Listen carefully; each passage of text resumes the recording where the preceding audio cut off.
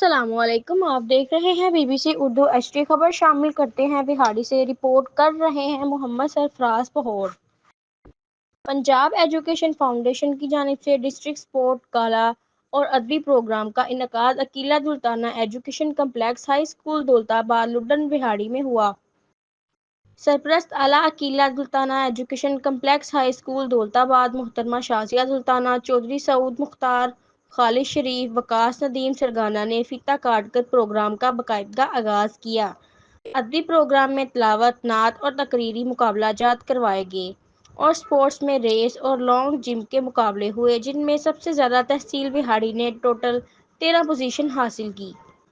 اور تحصیل بہاڑی میں سے سب سے زیادہ Aqeela Daultana education complex high school Bahari نے سب سے زیادہ 8 پوزیشنیں حاصل کر کے میدان مار لیا۔ سید بلال حسین شاہ، پروفیسر راشد سندھو، سرفراز احمد پہوڑ، علی حسین جاوید نے ججز کے فرائض انجام دیے۔ مزید